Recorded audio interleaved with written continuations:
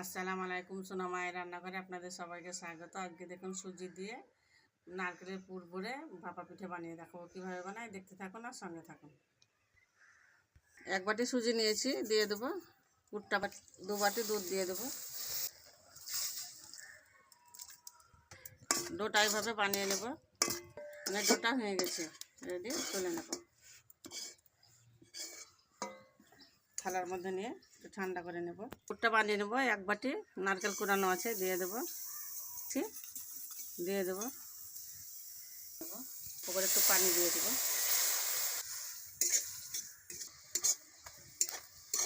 পুরটা এভাবে বানিয়ে নেব শুকনা করে। পুরটা হয়ে গেছে, তুলে নেব।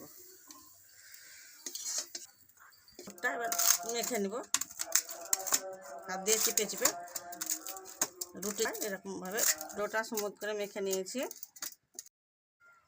বানিয়েছি থালার মধ্যে দিয়ে দেব। তেল একটু লাগিয়ে দিলাম, চিপকে যাবে না। ভাপিয়ে নেব এভাবে, দিয়ে ভাপিয়ে নেব। 10 মিনিট ভাপিয়ে নিয়েছি, দেখে নেব। ভাপানো হয়ে গেছে, নামিয়ে নেব। ঠান্ডা করে নেব। করে নিয়েছি, কেটে নেব।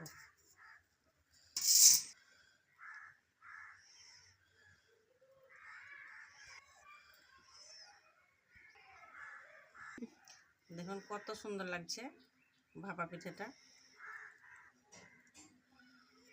বন্ধুরা, ভাপা পিঠেটা কত সুন্দর হয়েছে। সুজি দিয়ে নারকেলের পুর ভরে ভাপা পিঠে, দেখুন নরম তুলতুলে, মজাদার হবে। এই শীতের বেলায় একবার হলেও বানিয়ে খাবেন এই ভাপা পিঠেটা, দেখবেন মুখে স্বাদ লেগে থাকবে।